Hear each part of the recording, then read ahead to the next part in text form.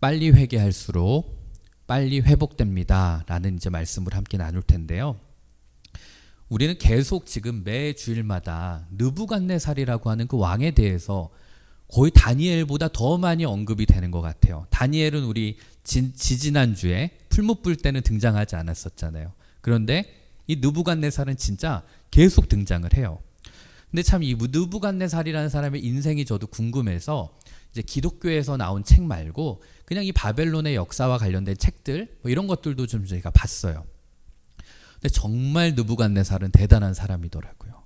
그러니까 이 사람은 살면서 모든 인생이 자기 뜻대로 안 된 적이 한 번도 없는 사람이에요. 너희들과는 좀 반대지? 너희들은 왜 내 뜻대로 되는 게 없어? 이러잖아. 근데 너희들 부럽게도 이 느부갓네살은 내 뜻대로 안 되는 게 뭐가 있지? 이런 사람이었다는 거예요. 마음만 먹으면 뭐든지 할 수 있는 그런 사람이었어요. 다 이루어졌어요. 전쟁터에 나가서 싸우면 전쟁을 해서 진 적이 없었고요. 그 어떠한 강대국의 적군들도 다 느부갓네살 앞에서는 무릎을 꿇었던 거예요. 그의 말 한마디만 탁 나가도 전 세상이 온 세계가 막 벌벌 떠는 거죠. 하지만 이러한 느부갓네살 왕도 꼼짝 못하게 하는 존재가 있었어요. 그것은 바로 우리 여호와 하나님이셨습니다. 느부갓네살이 왕위에 재위했던 기간이 한 40년 정도가 되거든요. 그런데 이 기간을 다니엘이 계속 그와 함께 그 여정을 갔어요. 그런데 이 느부갓네살이 이렇게 사람마다 이렇게 곡선이 있잖아요. 이 느부갓네살도 가끔가다 이렇게 교만해지는 순간이 있었어요. 그런데 그런 순간들이 오면 어김없이 하나님께서는 그의 그 교만함을 꺾으셨어요. 이미 우리들은 성경을 통해서 많이 알죠. 어떤 일들이 있었나요? 느부갓네살이 이제 꿈을 그때 꿨었잖아요. 그런데 그거 다니엘이 혼자 탁 해석해줘서 이때 느부갓네살이 정말 자기의 어떤 교만함과 이런 것들이 완전히 꺾였어요. 그리고 또 좀 조용히 시간이 지나다가 어느 날 또 교만해져서 이번에는 자기의 그 금신상을 만들고 거기에 모든 사람들이 절하라고 했잖아요. 그러나 절하지 않았던 세 사람이 있었죠. 그렇게 다니엘의 그 세 친구들을 통해서 그 풀무불 사건을 통해서 하나님은 또 하나님의 능력과 그 영광을 그 느부갓네살에게 보여주면서 느부갓네살을 좀 또 겸손하게 만드셨어요. 그리고 이제 또 한 20년의 그 시간이 흘러서 오늘의 이제 이야기가 되는 그 한 에피소드 사건이 터지게 되는 거예요. 먼저 우리가 1절을 한번 볼게요. 1절을 보면 느부갓네살 왕은 천하에 거주하는 모든 백성들과 나라들과 각 언어를 말하는 자들에게 조서를 내리노라. 원하노니 너희에게 큰 평강이 있을지어다. 자, 이제 오늘 우리가 함께 볼 이 다니엘서 4장은 전체가 느부갓네살 왕이 바벨론 제국에 있는 모든 국민들에게 이제 내린 조서예요. 요즘으로 치면은 신년 대국민 담화문 이런 거예요. 왕이 백성들에게 국민들에게 이제 편지를 써서 뿌리는 거죠. 그런데 그 편지, 그 조서의 시작이 굉장히 놀랍습니다. 2절을 한번 보면 지극히 높으신 하나님이 내게 행하신 이적과 놀라운 일을 내가 알게 하기를 즐겨하노라. 이거 다니엘이 한 말이 아니라 느부갓네살이 한 표현이에요. 마치 무슨 간증문 같아요. 모르고 보면 진짜 다니엘이 말한 줄 알 거예요. 그런데 이게 느부갓네살의 입에서 터져나온 표현이라는 거예요. 궁금하지 않아요? 도대체 그 악독하고 교만했던 느부갓네살에게는 어떤 일이 있었을까? 도대체 무슨 일이 있었길래 이 사람이 이렇게 지극히 높으신 하나님 이러면서 하나님을 높일까? 그런데 사실 느부갓네살의 이 여정을 보면 그렇게 놀랍지도 않죠. 왜냐하면은 느부갓네살은 아주 결정적인 순간마다 하나님의 높고 그 위대하심의 그 능력을 항상 봐왔거든요. 다니엘이 꿈을 해석해 줬을 때도 그랬고 또 풀무불에 그 새 친구들을 살려줬을 때도 우리 같은 경우에는 일평생 그런 기적 한 번만 봐도 진짜 하나님 대단하시구나 할 텐데 느부갓네살은 그런 기적을 한 번이 아니라 두 번 많이 봤어요. 물론 느부갓네살이 그런 상황일 때 진짜 하나님이 대단하신 분이구나. 야, 다니엘, 네가 믿는 여호와 하나님 진짜 훌륭해. 이렇게 하나님의 능력을 인정하기는 했어요, 그때마다. 그러나 하나님을 자기 인생의 어떤 주인으로, 절대 주권자로 고백하는 것은 아니었거든요. 그런데 오늘 읽을 이 본문에서도 사실은 학자들은 이 느부갓네살이 하나님께 내 모든 걸 바치고 하나님의 사람으로 변화되었다, 그건 사실 잘 몰라요. 하지만 그의 말을 우리가 읽어보면 예전과는 느부갓네살이 조금은 달라졌다라는 것을 우리가 느낄 수 있어요. 2절을 보면 지극히 높으신 하나님이 내게 행하신 이적과 놀라운 일을 내가 알게 하기를 즐겨하노라 이랬어요. 하나님이 자기에게 행하신 이적과 놀라운 일이 있대요. 기적들, 신비한 일들이 있다라는 거예요. 그거를 너희들이, 나의 백성들이 좀 알았으면 좋겠다, 이 이야기를 하는 거예요. 그러니까 노년의 느부갓네살이잖아요. 느부갓네살도 이제는 60에 접어든 나이가 들었거든요. 그러니까 이젠 하나님의 능력도 체험하고 그분에 대해서 이제 좀 아는 거예요. 그러니까 온 국민들한테도 하나님이라는 신에 대해서 알려주고 싶었던 거예요. 이 느부갓네살 왕은 정말로 내가 세계 최고야 라는 마음을 갖고 그렇게 살았던 사람이에요. 그리고 자기가 살고 있는 그 바벨론 제국도 정말 누가 뭐라고 할 것 없이 세계 최강대국이었어요. 하지만 이 느부갓네살이 60에 접어들면서 내 위로는 하나님이 계시고 바벨론 제국이 세계 최고가 아니라 이 바벨론 제국 위에는 또 영원한 하나님 나라가 있구나 하는 것을 그가 깨닫게 된 거예요. 그래서 3절엔 이렇게 표현합니다. 참으로 크도다 그의 이적이요, 참으로 능하도다 그의 놀라운 일이요, 그의 나라는 영원한 나라요, 그의 통치는 대대에 이르리로다. 저는 자꾸 이걸 볼 때마다 무슨 찬송가 같고 간증문 같아요. 그런데 이거는 느부갓네살이 이런 표현을 자기 일기장도 아니고 바벨론에 있는 온 국민들, 자기 백성들을 향해서 쓴 담화문인 거예요. 그래서 1절과 3절, 1절에서부터 3절까지는 이제 이 담화문의 서론이에요. 자, 저는 이러이러한 이유로 여러분들에게 이런 조서를 내립니다. 이런 서론과 같은 부분인데, 이 느부갓네살이 이 조서를 언제 썼는가, 언제 발표했는가, 이거는 사실은 정확하게는 우리가 알 수가 없어요. 성경에 몇 년도다 이렇게 명확하게 얘기해 주지를 않거든요. 그러나 우리들은 이제 이러한 것들을 역사적인 사건들을 통해서 대략적으로 이제 추론을 해볼 수 있는 겁니다. 이제 4절부터는 이런 하나님의 놀라운 사건들이, 이 4절에 나타난 이 놀라운 일이 어떻게 언제 일어났는지 그 힌트를 알려줘요.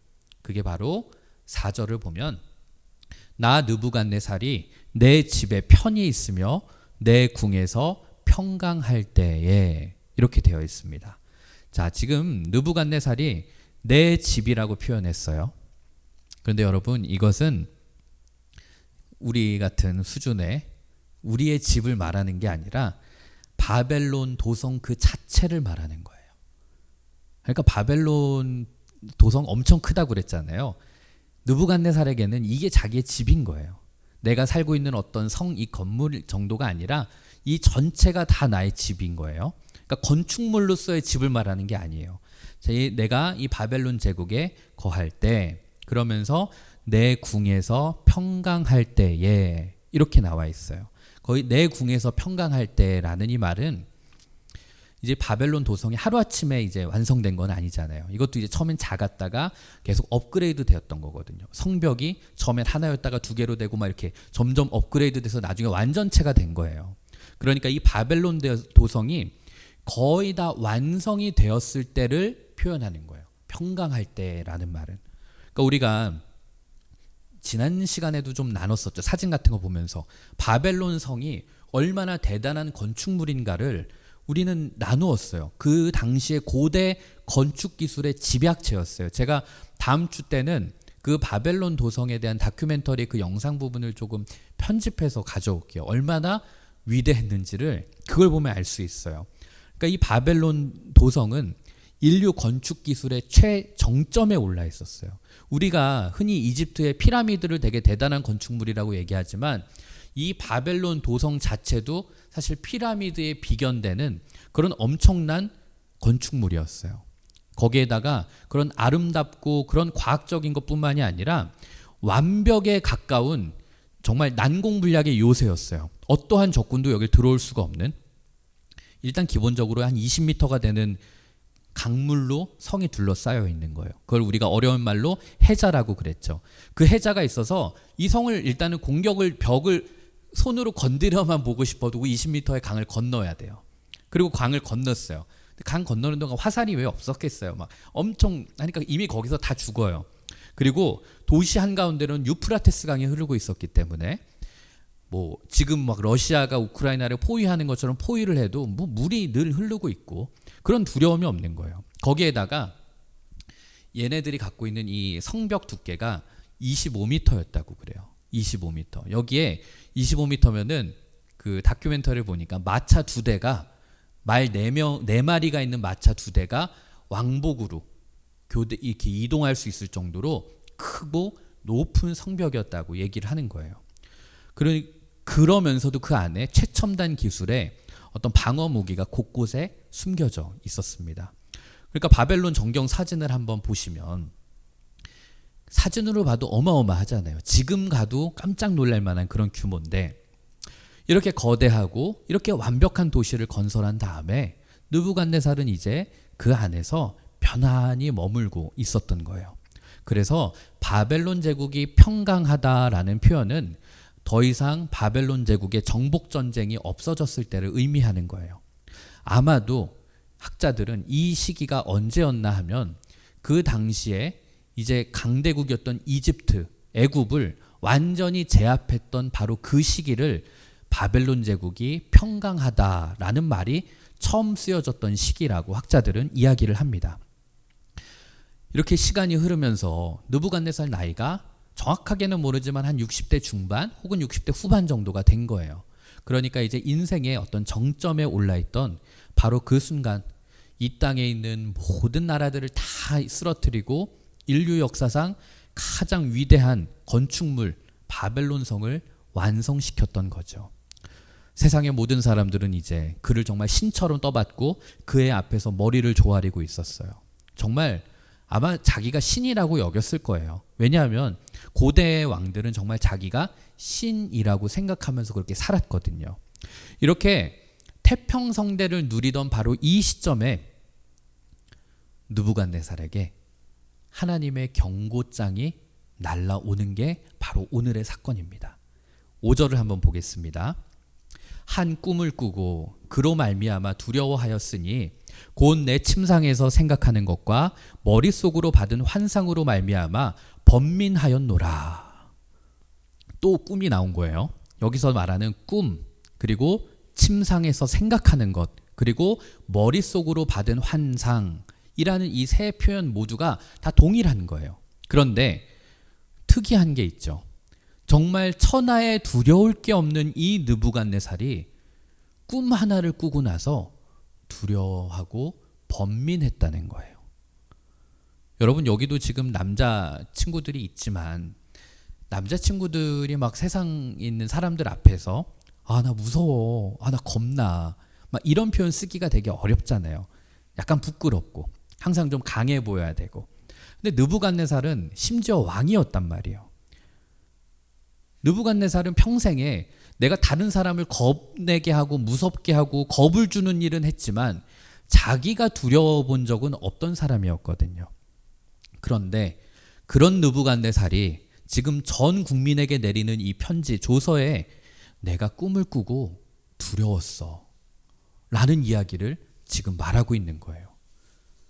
그만큼 이 느부갓네살이 꾼 꿈이 충격적이었다라는 얘기예요. 이 꿈이 궁금했어요. 여러분, 왕도 보통 사람은 아닐 거 아니에요. 딱 자기가 꾸고 나서 보니까 감이 오는 거예요. 야, 이거 보통 꿈이 아니다. 근데 내가 뭔지는 모르겠는데 여기에 뭔가가 있어. 왜냐하면 느부갓네살 이 꿈에 대한 안 좋은 기억이 있잖아요, 예전에. 그러니까 이것도 뭔가 좀 여기에 뭐가 있을 것 같다라는 어떤 막 그 느낌적인 느낌이 막 이제 막 생기는 거죠. 그러니까 이거 뭔가 시즌 2가 온 것 같아. 이거 느낌이 좀 이상해. 이런 마음이 들어서 자기의 참모진들을 다 소집을 해요. 다 불러 모아요. 바벨론의 지혜자들을 불러온 거죠. 그 6절을 보면 이렇게 나와요. 이러므로 내가 명령을 내려서 바벨론의 모든 지혜자들을 내 앞으로 불러다가 그 꿈의 해석을 내게 알게 하라 하였더라. 자, 바벨론 왕의 소집 명령이 탁 떨어진 거죠. 다 모여봐. 그때 참모들은 아마도, 이건 제 추측입니다, 옛날 생각났을 것 같아요. 뭐야? 야, 또 꿈 맞추라는 거야? 그걸 어떻게 맞춰? 야, 또 한번 피바람 부는 거야? 막 벌벌 떨면서 갔을 것 같아요. 딱 갔어요. 다행히 이번에는 꿈을 맞추라는 건 아니었어요. 왕이 야, 내가 이런 꿈을 꿨어 라는 꿈 이야기는 이제 해줬어요. 대신에 야, 이 꿈이 무슨 의미가 있는 건지는 좀 알려줘, 이 얘기를 하는 거예요. 저는 이제 여기서 잠깐 멈췄어요. 읽다가 근데 좀 특이한 게 있잖아요. 느부갓네살에게는 그 유명하고 대단하고 똑똑하고 탁월한 다니엘이라는 참모가 있잖아요. 그러면 그냥 다니엘 불러가지고 물어보면 될 것 같은데 그렇게 하지 않고 밑에 있는 다른 부하들을 불러서 물어본 거예요. 왜 그랬을까? 저 여기 궁금하더라고요. 이건 제 추측입니다. 여러분들이랑 다를 수도 있어요. 저에게는 그런 것 같아요. 아마도 이 느부갓네살에게는 이 다니엘이라고 하는 부하가 좀 껄끄러운 존재가 아니었을까. 분명히 유능하기는 하지만 어떤 자기가 할 말은 하는 그런 부하였던 거죠. 그러니까 점점 사람들 사이에서는 다니엘이 비록 2인자고 부하지만 그에 대한 사람들의 어떤 신뢰와 지지가 점점 커 나가면서 어떤 권력의 균형이 깨지기 시작한 거죠. 그러니까 이 왕은 권력의 균형을 좀 잡기 위해서라도 다니엘에게 또 이걸 물어봤다 일이 커지면 안 되니까, 그리고 또 지금 이제 이 주변에서 밀려난 이 바벨론 술사들에게도 내가 좀 힘을 좀 줘야 되겠다라는 마음으로 그들을 부른 것은 아니었을까, 뭐 그런 상상을 제가 해봤어요.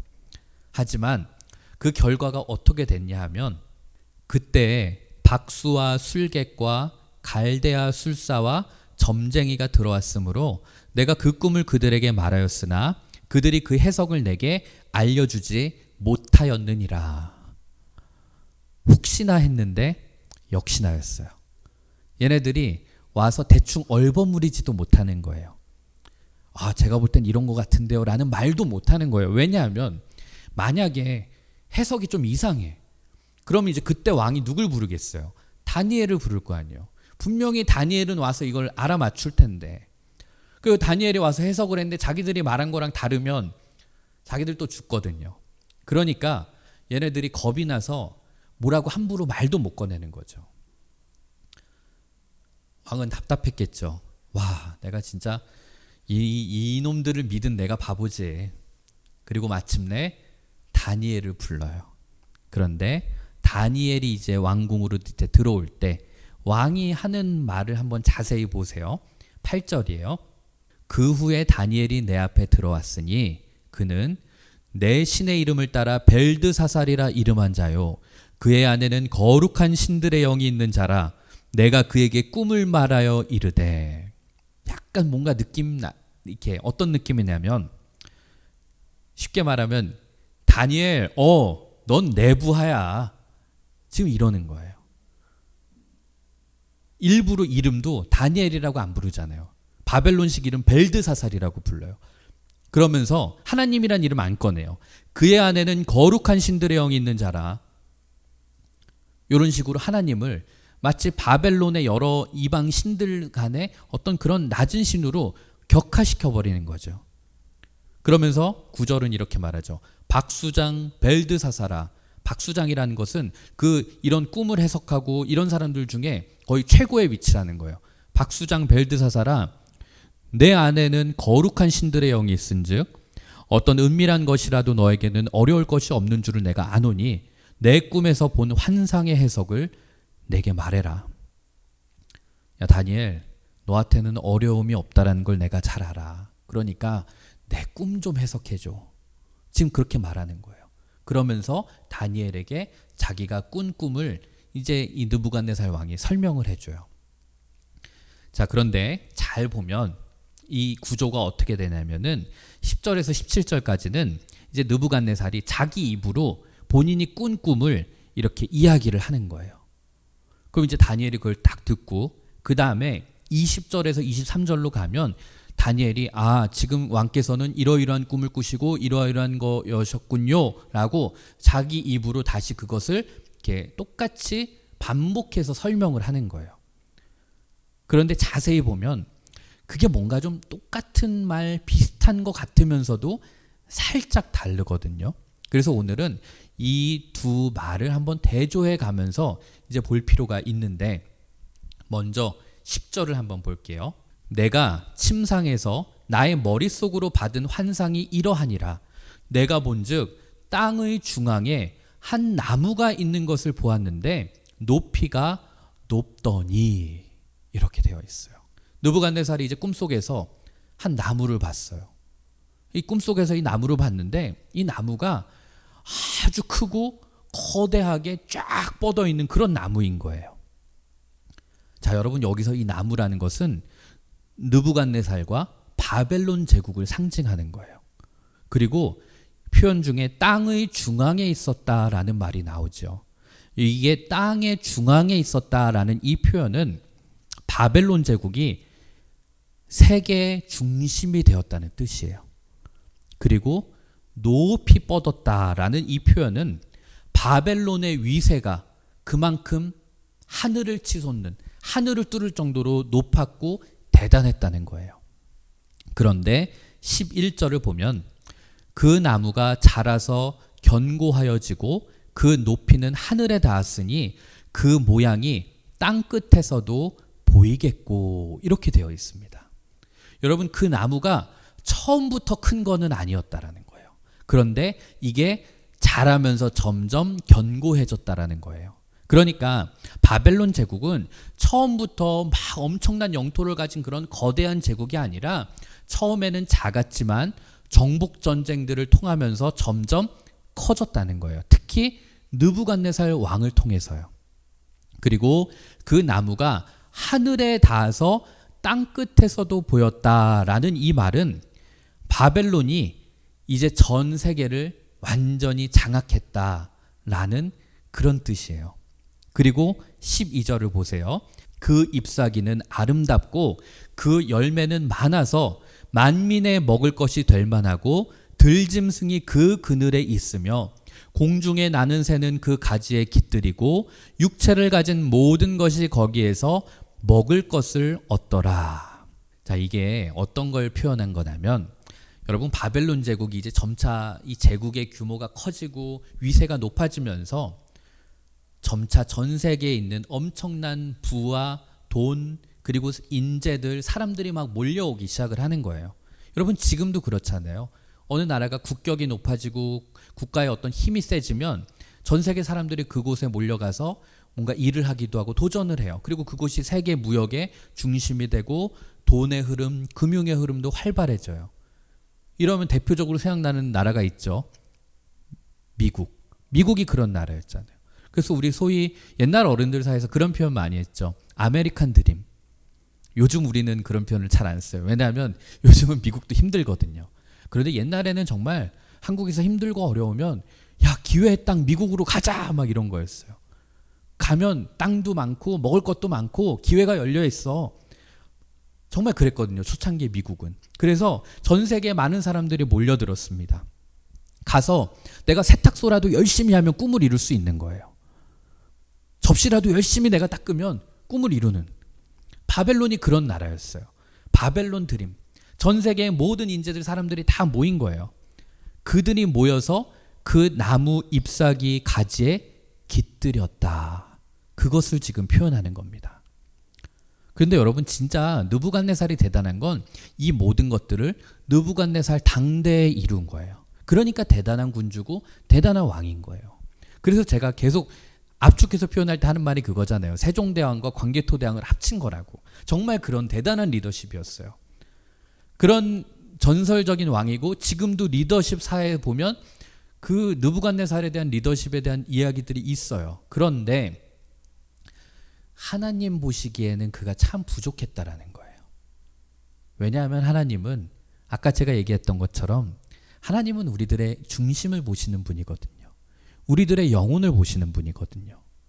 나라도 마찬가지예요. 아무리 대단한 물질 문명을 이루었어도 그 안에 그들의 어떤 건강한 영적인 상태가 받쳐주지를 못하면 그 나라는 언제든지 무너지고 붕괴될 수 있다는 것을 하나님은 알고 계셨어요. 그래서 하나님께서는 이 느부갓네살에게 그런 무서운 경고의 메시지를 보낸 거예요. 그 메시지가 13절에서 15절인데요. 요거는 제가 쭉 한번 읽어볼게요. 내가 침상에서 머릿속으로 받은 환상 가운데 또 본즉 한 순찰자, 한 거룩한 자가 하늘에서 내려왔는데 그가 소리질러 이처럼 이르기를 그 나무를 베고 그 가지를 자르고 그 잎사귀를 떨고 그 열매를 해치고 짐승들을 그 아래에서 떠나게 하고 새들을 그 가지에서 쫓아내라. 그러나 그 뿌리에 그루터기를 땅에 남겨두고 쇠와 노줄로 동이고 그것을 들풀 가운데 두어라. 그것이 하늘 이슬에 젖고 땅의 풀 가운데서 짐승과 더불어 제 몫을 얻으리라. 무슨 말인지는 잘 모르겠지만 뭔가 이 표현과 이 뉘앙스는 뭔가 좀 분위기가 무서워지는 것 같죠. 뭔가 막 희망적이고 막 이런 건 아닌 것 같아요. 자, 이 내용이 뭐냐면 느부갓네살이 이제 환상 중에 꿈 가운데 한 순찰자, 거룩한 자가 하늘에서 내려와서는 그 나무를 베어버리라고 말하는 거예요. 그리고는 그 가지를 자르고 그 잎사귀를 다 털고 거기에 있던 열매들마저도 다 떨어뜨리라는 거예요. 이 말에는 어떤 의미가 있냐면 느부갓네살이 그 왕의 권좌, 권력의 위치에서 떨어진다는 것을 의미해요. 그리고 그의 그 권력을 보고 달라붙었던 사람들이 모두가 다 그를 떠나게 될 것이다 라는 것을 예언한 거예요. 그런데 여러분, 거기서 끝나지를 않아요. 그 나무를 베어버렸지만 그루터기를 남겨두고 쇠와 노줄로 동이고 그것을 들풀 가운데 두어라. 이렇게 되어 있어요. 이 말은 당시 바벨론 제국의 문화를 우리가 알면 조금 더 잘 이해할 수 있는데 당시의 바벨론 사람들은 누군가가 어떤 광기에 들거나 미치거나 어떤 정신병이 들거나 하면 그 사람의 몸을 쇠줄로 묶고 밖에다가 짐승처럼 묶어놨다고 그래요. 그러니까 이 말은 어떤 거냐면 느부갓네살이 나중에 정신병적인 증세가 올 것이다 라는 그 말이었어요. 정신분열 혹은 어떤 정신착란 증세, 어떤 병명인지는 정확하게 모르지만 어떤 정신의 문제, 뭐 어떤 학자들은 그게 치매였다고 하기도 하고 어떤 정신적인 병에 걸려서 이제 힘들어지게 되는 거예요. 그러면서 정말 자기가 신이 되고자 했던 그 사람이 인간보다 못한 짐승과도 같은 존재처럼 돼버려서 그렇게 지내게 된다. 지금 그 이야기를 하는 거예요. 그런데 그런 모습으로 그가 얼마나 그런 모습으로 지내게 돼야 되는가? 그게 16절을 보니까 또 그 마음은 변하여 사람의 마음 같지 않고 짐승의 마음을 받아 7대를 지내리라. 그런 짐승과 같은 모습이 되어서 묶인 채로 7대를 지나게 된다는 거예요. 영어 성경을 제가 보니까 이 7대를 가리켜서 7times라고 그랬어요. 그러니까 제가 왜 영어 성경을 찾아봤냐면 이 7대에 대한 해석은 학자들마다 의견이 다 달라요. 그러니까 어떤 사람은 이 7대를 단순히 7년이라고 보는 사람도 있는데 사실은 연대를 계산해 볼 때 꼭 7년이라고 보기에는 좀 어렵다고 그렇게 하더라고요. 그리고 재밌는 의견은 그런 거였어요. 당시 바벨론 제국은 계절을 계수할 때 우리처럼 봄, 여름, 가을, 겨울로 계수를 한 게 아니라 여름과 겨울만 셌다고 그래요. 그러니까 그렇게 봤을 때 7대라는 것은 한 3년 반 정도로 보는 거죠. 근데 어쨌든 중요한 것은 그 느부갓네살이 정신병에 걸려서 이 왕의 권좌에서 물러나서 그런 비참한 모습으로 짐승처럼 지내게 될 것이다 라는 거예요. 너무 비참하고 슬프고 참담한 이야기죠. 여러분, 제가 지금 이거에 대한 해석을 여러분들께 해드리고 있지만 이 꿈 이야기를 하는 느부갓네살은 지금 이 꿈을 꾸고도 이게 무슨 의미인지 무슨 뜻인지를 모르고 있는 거예요. 그래서 이것을 다니엘을 불러서 다니엘에게 물어본 것이죠. 18절을 보면 나 느부갓네살 왕이 이 꿈을 꾸었나니 너 벨드사살아 그 해석을 밝히 말하라. 내 나라 모든 지혜자가 능히 내게 그 해석을 알게 하지 못하였으나 오직 너는 능히 하리니 이는 거룩한 신들의 영이 너 안에 있음이라. 다니엘, 도대체 내가 이게 무슨 뜻인지 몰라. 근데 너는 알지? 너는 알 수 있을 것 같아. 물어보는 거예요. 그런데 다니엘의 반응이 조금 이상합니다. 19절 보면 앞부분에 이렇게 되어 있어요. 벨드사살이라 이름한 다니엘이 한동안 놀라며 마음으로 번민하는지라. 다니엘이 이 꿈 내용을 딱 듣자마자 해석이 되는 거예요. 그런데 지금 그가 번민하고 있는 거예요. 근심하고 있는 거예요. 왜요? 그 꿈의 내용을 몰라서가 아니라 그 꿈을 자기도 도저히 감당할 수가 없는 거예요. 이걸 내가 어떻게 말해야 되지? 이 이야기를 내가 느부갓네살 왕에게 너 나중에 정신병 걸려서 미칠 거야. 근데 다 무너져. 이 얘기를 어떻게 말해야 되지? 근데 지금 느부갓네살은 그건 모르고 야 다니엘 왜 그래? 야 얘기 좀 해줘. 좀 해줘. 내가 도저히 모르겠어. 막 지금 자기 운명이 어떻게 펼쳐질지도 모르면서 계속 물어보는 거예요. 다니엘이 얼마나 속이 타겠어요. 그러니까 다니엘이 그 속 타는 심정을 이렇게 말해요. 19절 뒷부분을 보면 네 주여 그 꿈은 왕을 미워하는 자에게 응하며 그 해석은 왕의 대적에게 응하기를 원합니다. 왕이시여 차라리 이 꿈은 왕이 아니라 왕을 미워하는 자에게 그리고 왕을 대적하는 자에게 일어나기를 제가 원합니다. 그 이야기를 지금 다니엘이 말하고 있는 거예요. 다니엘도 참 훌륭한 사람인 것 같아요, 여러분. 다니엘의 입장에서 사실 우리 조국을 무너뜨린 멸망시킨 왕, 그 느부갓네살이잖아요. 그 놈이 망한다는 얘기잖아요. 그러면 이제 속이 다 후련하네. 잘 됐다. 너 이제 그래 이놈 봐라. 너 이제 인생 너 그렇게 끝난 거야. 막 통쾌하고 좋을 수도 있을 텐데 아마 다니엘도 자기가 40년간 모신 왕이잖아요. 그러니까 좀 연민이 있고 불쌍했던 것 같아요. 그러니까 다니엘도 마음이 안타까운 거죠. 그러면서 20절에서 23절에 왕이 지금 그 꿈 내용을 다니엘이 다시 한번 그대로 읊어줘요. 마치 확인하는 듯. 그러면서 24절부터 이제 다니엘이 그 꿈의 어떤 이야기가 있었는지 어떤 의미인지를 제가 아까 해석했던 그 이야기를 이제 그대로 다니엘이 얘기하는 거예요. 24절 보세요. 왕이여 그 해석은 이러합니다. 곧 지극히 높으신 이가 명령하신 것이 내 주 왕에게 미칠 것입니다. 지극히 높으신 이라고 강조했어요. 강조한 거예요.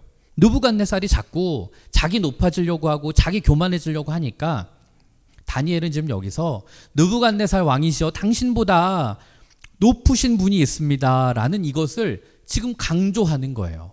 느부갓네살 왕이시여 당신은 다 능력이 대단하고 똑똑하고 다 좋아요. 다 좋은데 그게 문제입니다. 교만함. 지극히 높으신 그분의 명령이 앞으로 왕에게 임할 것입니다. 이 이야기를 지금 다니엘이 하고 있는 겁니다. 여러분, 느부갓네살은 전쟁터에서 달고 다른 사람이에요. 자기 힘, 자기 주먹, 자기 무기 믿고 살았던 사람이에요. 남의 운명을 결정지을 수 있는 그런 사람이었다고요. 평생 다른 사람에게 의해서 자기 운명이 움직이고 결정된 적이 없던 사람이에요. 그런데 지금 다니엘이 하고 있는 말은 하나님께서 당신의 운명을 결정하게 될 것입니다. 다니엘은 지금 이 느부갓네살 왕에게 겸손을 가르치고 있는 거예요. 그런데 25절을 우리가 한번 보면 재밌는 표현이 나와요. 왕이 사람에게 쫓겨나서 들짐승과 함께 살며 소처럼 풀을 먹으며 하늘 이슬에 젖을 것이요 이와 같이 7대를 지낼 것이라. 그때 지극히 높으신 이가 사람의 나라를 다스리시며 자기의 뜻대로 그것을 누구에게든지 주시는 줄을 아시리이다. 왕이 사람에게 쫓겨난다고 되어 있어요. 이것은 우리가 생각해 보면 알 수 있죠. 여러분, 왕이 정신병에 걸려서 힘들어졌을 때 그 주변에 있는 사람들이 어떻게 했을까요? 왕이시여, 몸이 많이 편찮으시군요. 막 돌봐주고 지극정성으로 섬겨주고 약해 먹이고 그랬을 것 같으세요? 우리 저 미드 킹덤 그 청소년은 못 보나? 거기 보면 왕이 이제 어떤 중병에 걸리잖아요. 막 좀비가 되는 병. 근데 그때 막 그 왕을 막 지극히 정성으로 보호하는 것처럼 하지만 그들은 그 왕을 어떻게든 이제 눌러버리고 자기들의 어떤 권력 다툼, 이 파워 게임이 시작되잖아요. 똑같은 거죠. 여러분, 절대 왕이 정신병에 걸려서 막 그를 안타까워하고 상담해주고 이러지 않았을 거라고요. 권력의 세계는 그렇게 낭만적이질 않아요. 아마도 그때부터 이 권력을 얻기 위한 파워 게임, 그들의 알력 다툼이 시작됐을 거예요. 그러니까 서로 권력을 얻겠다라는 그 의지 하나만을 가지고 왕의 목숨은 그냥 유지시켜 놓고 마치 개처럼 묶어 놓고 그냥 방치했을 거라고요. 느부갓네살은 그렇게 무너지게 될 것이다 라는 게 이 꿈의 예언이었어요. 그러나 우리 하나님은 이 끔찍한 시간이 영원히 계속될 것도 아니다 라는 것을 이 느부갓네살에게 약속하셨어요. 아까 나무를 벨 때 뭘 남겨뒀죠? 그루터기를 남겨뒀다고 되어 있어요. 이 말은 그를 그대로 죽여버리겠다 이런 말은 아닌 거예요. 언젠가는 회복시킬 것이다. 대신에 너가 겪게 되는 그 고통의 시간, 그것이 너에게는 영적인 깨달음을 얻게 되는 그런 시간이 될 것이다. 이렇게 꿈을 통해서 하나님이 느부갓네살의 앞날을 예언해 주신 거예요. 자, 그런데 우리가 한번 비교해서 볼 부분이 있어요. 방금 읽었던 우리 25절의 말씀과 느부갓네살 왕 자신이 말했던 17절의 말씀이 굉장히 표현이 똑같아요. 그렇게 똑같으면서도 거기에 뭔가의 약간의 차이가 있거든요. 그 표를 한번 보겠습니다. 25절에서 다니엘이 한 표현을 한번 볼게요. 그때 지극히 높으신 이가 사람의 나라를 다스리시며 자기의 뜻대로 그것을 누구에게든지 주시는 줄을 아시리이다. 다니엘은 여기까지만 말했어요. 그런데 왕은 어떻게 말했냐면 이는 순찰자들의 명령대로 거룩한 자들의 말대로이니 지극히 높으신 이가 사람의 나라를 다스리시며 자기의 뜻대로 그것을 누구에게든지 주시며 또 지극히 천한 자를 그 위에 세우시는 줄을 사람들이 알게 하려 함이라 하였느니라. 여러분, 왕이 자기 입으로 자신을 가리켜서 지극히 천한 자라고 말해요. 아마 다니엘의 입장에서는 왕에게 이 말을 꺼내지는 못했을 거예요. 그러나 왕 스스로 자신이 깨달은 거죠. 내가 참 지극히 미천한 자고 부족한 사람이었구나. 지금 이거를 이 국민들에게 편지로서 나누고 싶은 거예요. 여러분, 저는 지금까지 제가 잘나서, 제가 똑똑해서 능력이 있어서 이 왕위에 오르고 권좌에 오른 줄 알았는데 여러분, 그게 아니더라고요. 이것은 하나님께서 어떤 사람에게도 다 주실 수 있고, 그리고 더 나아가서 누구에게서든지 그것을 다시 거두어 가실 수 있는 거더라고요. 이것을 노년의 이 느부갓네살 왕이 국민들에게 편지로 이것을 이야기하는 거예요. 여러분, 이 말씀이 주는 의미는 그거예요. 우리 인생도 마찬가지라는 거죠. 우리들이 살면서 뭔가 업적을 이루고 뭔가 대단한 일을 하는 것 같지만 그것이 내가 잘나서 내 능력으로 그래서 내가 성공하고 그것을 이룬 것, 그것이 아니라는 거예요. 그것은 모든 것이 다 하나님이 저와 여러분들에게 허락해 주셨기 때문에 그렇게 된 거라는 거예요. 그러니까 교만하지 말라는 거죠. 하나님이 주신 것이기 때문에 무서운 건 돈과 권력, 인기, 이런 세상적인 가치들은 하나님이 거두어 가시면 순식간에 거두어 가실 수 있는 것들이라는 거예요. 여러분, 느부갓네살이 이런 고백을 이제 편지로 할 때 다니엘의 마음은 어땠을까요? 자기의 조국을 짓밟아버린 제국의 왕 이 느부갓네살이 이제는 자기의 연약함을 인정하고 하나님 앞에 자기를 항복하는 거죠. 자신이 유다 나라를 점령하고 내가 하나님보다 위대해, 내가 하나님을 꺾었어 라고 그렇게 교만하게 말했던 그 느부갓네살이 인생의 말년에서는 하나님을 높이고 하나님의 위대하심을 인정하고 계신 거예요. 하나님은, 여호와 하나님은 정말 만왕의 왕이시구나. 그러면서 26절에 이렇게 말하죠. 또 그들이 그 나무 뿌리에 그루터기를 남겨두라 하였은즉 하나님이 다스리시는 줄을 왕이 깨달은 후에야 왕의 나라가 견고하리이다. 이 말씀은 여러분, 회개의 시간과 회복의 시간은 비례하다는 거예요. 자, 말이 너무 어렵죠? 그러니까 오늘 제목처럼 여러분, 회개가 빠르면 빠를수록 회복의 시간도 빨라진다는 것입니다. 이 느부갓네살의 교만함이, 그런 거품이 빠지기 위해서 그에게 필요했던 시간은 성경의 표현대로 말하면 7대였어요. 그 정도의 시간은 그에게 필요했던 거예요. 여러분, 그건 사람마다 다 달라요. 저에 있는 교만함과 저의 어떤 죄성이 하나님 보시기에 다 빠지려면 그게 어떤 사람은 진짜 뭐 일주일이 될 수도 있고 1년이 될 수도 있고 10년이 될 수도 있고 몇십 년이 될 수도 있어요.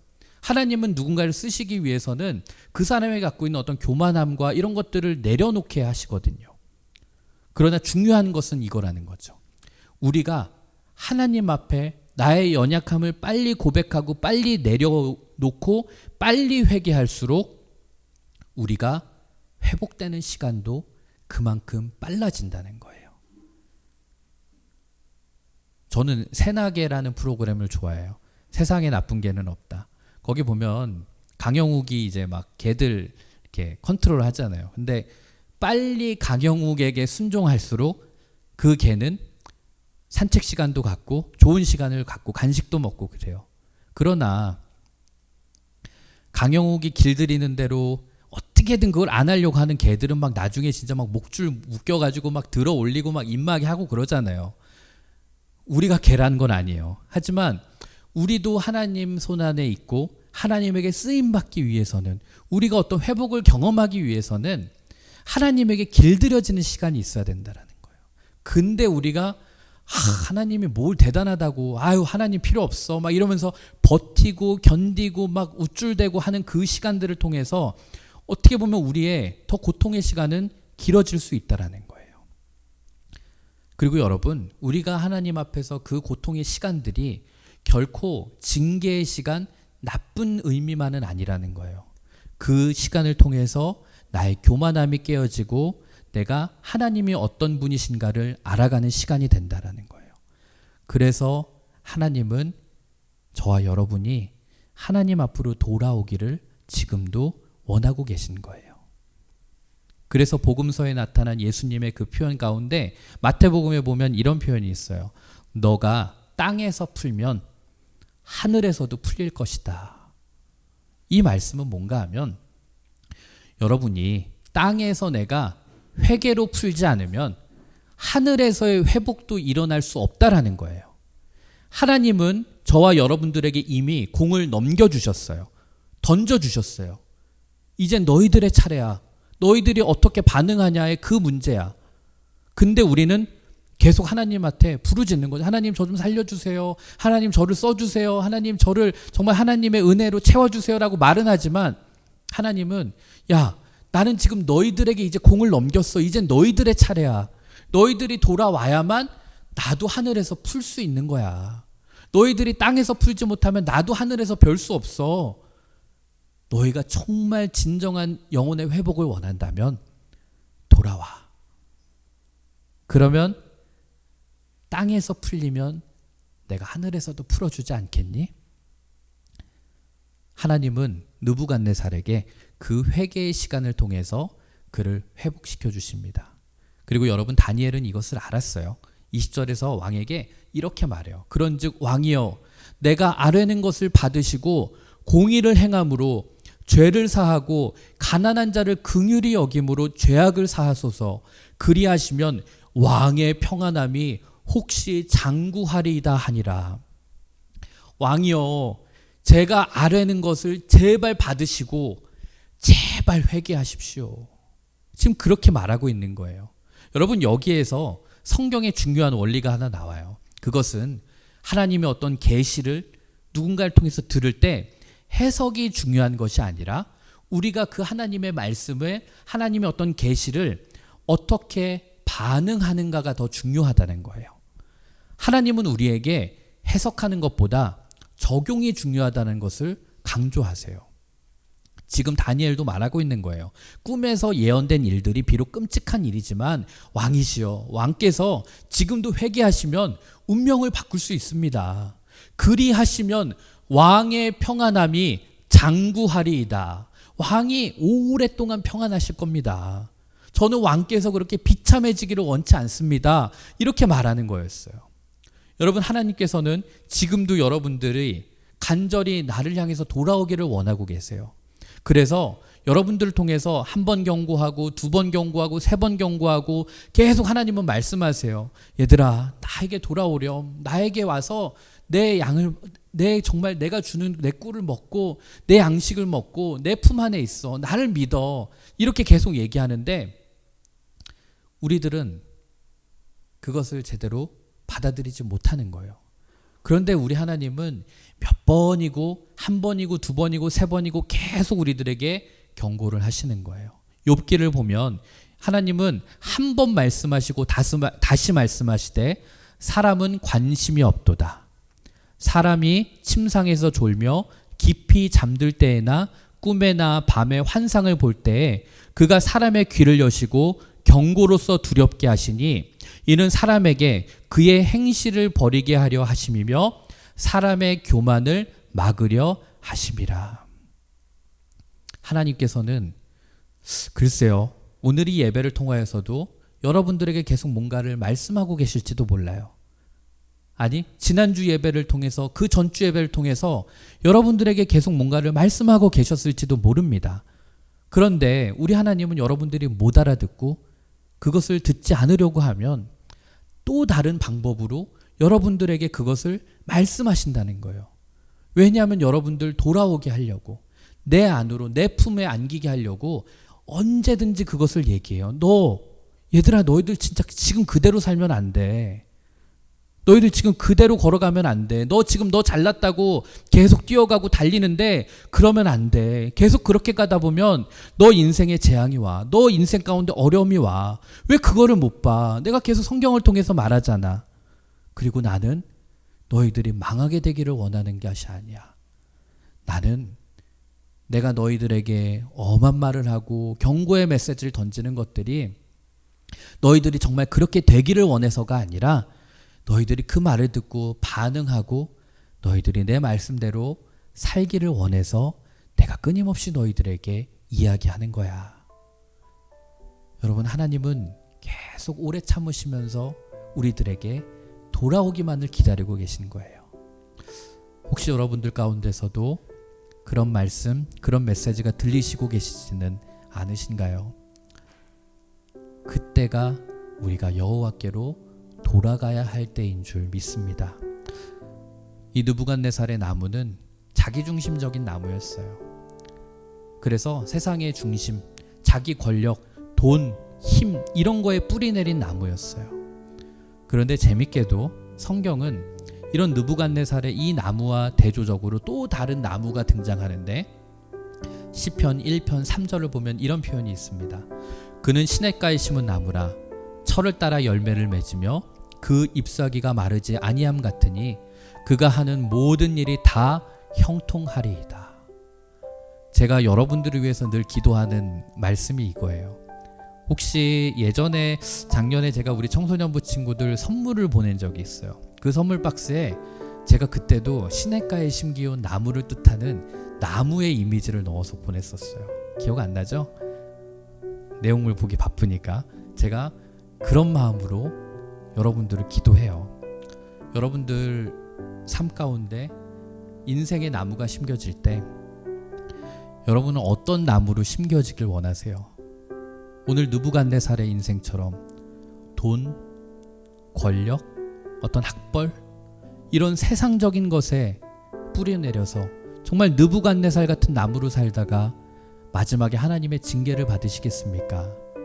아니면 지금부터라도 일찍부터라도 하나님의 말씀에 뿌리를 내려서 시냇가에 심기운 나무처럼 그의 영혼이 목마르지 않고 형통한 삶을 사시겠습니까? 이것은 하나님이 어떻게 해주실 수 없어요.